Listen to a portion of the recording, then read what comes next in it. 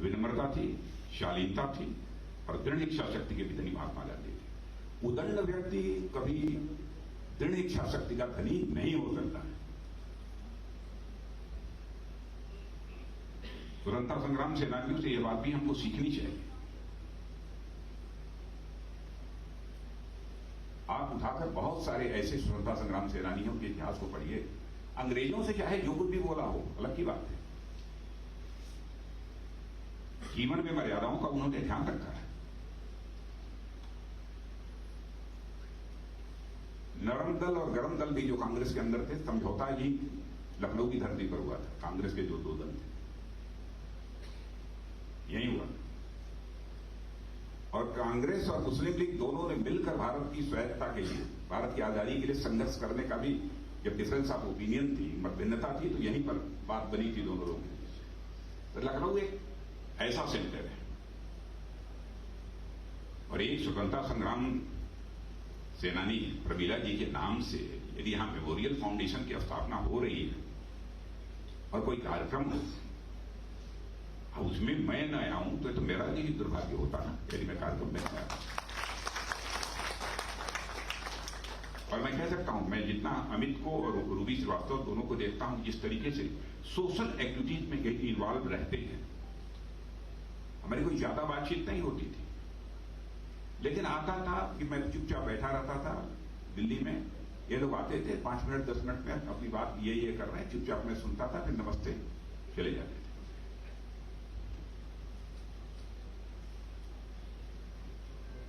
और एक स्वतंत्रता संग्राम सेनानी के नाम पर मेमोरियल फाउंडेशन की स्थापना करना और उसमें यह फर्म कन्विक्शन के साथ यह फैसला करना कि नहीं, हम जब तक हमारे जिस्म में रक्त है, हमारा जीवन भी समाज के लिए समर्पित रहेगा। यदि हमारी दादी का, हमारी आजी का, जो भी गई है, यदि उन्होंने जिंदगी खपाई है तो हमारा परिवार भी सामाजिक कार्यों में अपनी जिंदगी खपाएगा।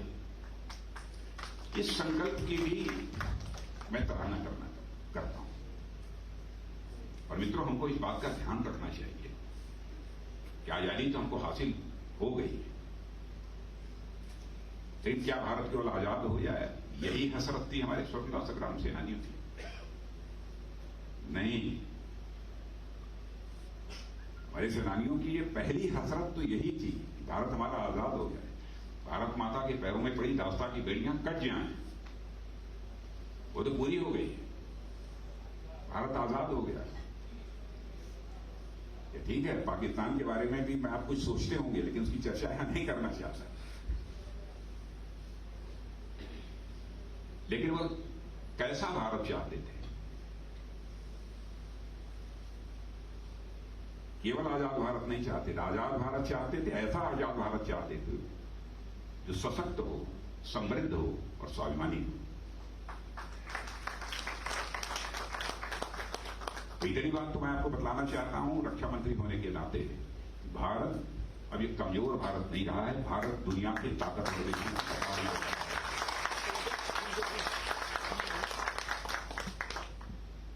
और भारत के स्वाभिमान पर यदि कोई चोट मारने की कोशिश करेगा तो उससे निपटने की हमारे अंदर ताकत है। देश को मैं आश्वस्त करना चाहता हूं, हमारे सेना के जवानों पर पूरा विश्वास रखिए। वैसे भारत के इतिहास के पन्नों को पलटकर आप देखें तो सहज रूप से आप इस नतीजे पर पहुंचेंगे। प्रारंभ से लेकर अब तक जितना इतिहास उपलब्ध है, उन पन्नों को पलटकर देखें तो आप इस नतीजे पर पहुंचेंगे। भारत दुनिया का एक ऐसा देश है, न तो किसी देश के ऊपर कभी आक्रमण किया है, न तो दुनिया के किसी देश की 1 इंच जमीन पर कभी कब्जा किया है। यह भारत का चरित्र है। और हम लोग भी चाहे जो कुछ हो जाए, दुनिया के किसी देश की 1 इंच जमीन पर भी कब्जा नहीं करेंगे। क्यों नहीं करेंगे? इसलिए नहीं करेंगे कि हमारे देश के ऋषियों और मनीषियों ने भारत की सीमा में रहने वाले लोगों को ही अपने परिवार का सदस्य नहीं माना है, बल्कि पूरे विश्व की धरा पर रहने वाले लोगों को अपने परिवार का सदस्य मानते हुए वसुधैव कुटुंबकम का संदेश सारी दुनिया को, वसुधैव कुटुंबकम का संदेश सारी दुनिया को किसी देश की धरती से गया है तो हम सभी सौभाग्यशाली लोगों की देश की धरती भारत से गया है और दुनिया की किसी देश की धरती नहीं। इसलिए हम कब्जा नहीं करते। हमको अपनी विरासत पर गर्व है।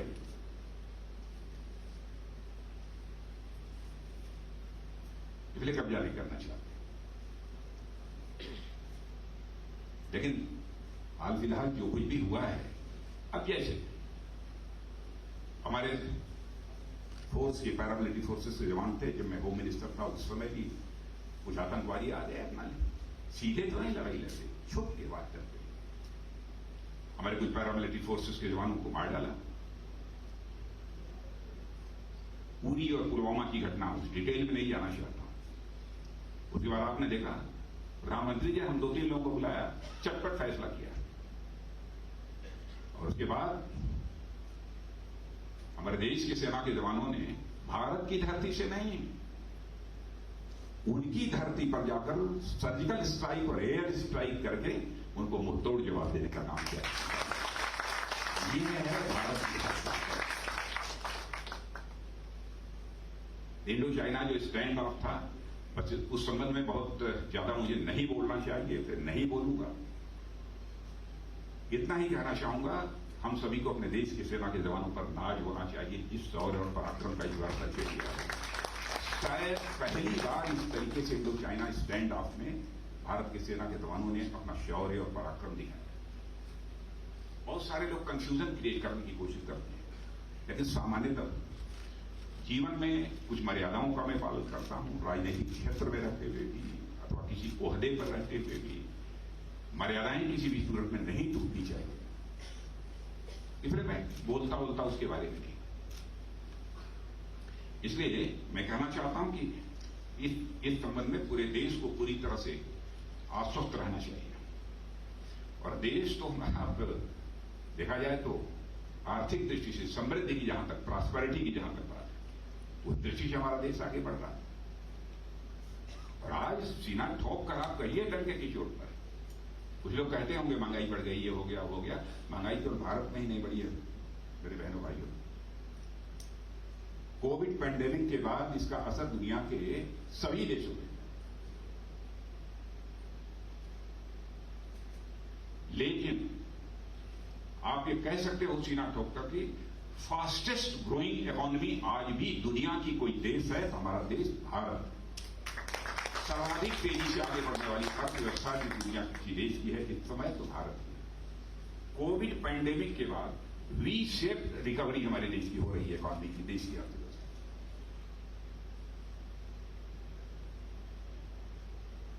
और आपको आश्चर्य होगा कि 2021 और 22 में हम लोगों ने $418 बिलियन, 1 बिलियन लगभग 7,000 करोड़ रुपए से ज्यादा का होता है, $418 बिलियन हम लोगों ने एक साल में एक्सपोर्ट किया, जो आज तक भारत के इतिहास में कभी हुए नहीं। यह मैं पैंडेमिक के दौरान की बात कर रहा हूं। इन्वेस्टमेंट, भारत के प्रति एक विश्वास, एक भरोसा लोगों का कितना बढ़ा हुआ है। इस संबंध में भी मैं कहना चाहूंगा कि लगभग, यदि मैं भूल नहीं रहा हूं तो लगभग $84 बिलियन का इन्वेस्टमेंट एक साल में 21-22 में भारत में आया। इसे क्या कहेंगे? भारत की साख, भारत की क्रेडिबिलिटी ये दुनिया में बढ़ी है ना। बोलने वाले जिनको भाई तो विरोध करना है कुछ भी कहें, विरोध करने पर किसी की जबान रोकी भी नहीं जा सकती। स्वस्थ लोकतांत्रिक व्यवस्था में रोकना भी नहीं चाहिए। जो बोलते हैं आवश्यक नहीं है कि उनके हर स्टेटमेंट पर कोई प्रतिक्रिया ही दी जाए। माहौल को कटु नहीं बनाना चाहिए। आज नहीं तो कल समझ में आ जाएगी बात।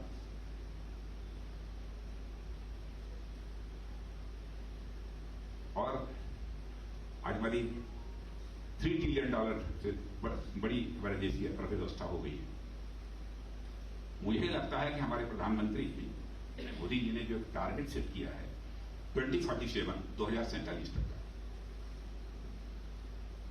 मुझे लगता है जैसे हमारा देश आगे बढ़ रहा है और सारी दुनिया में अधिकांश मैं लगभग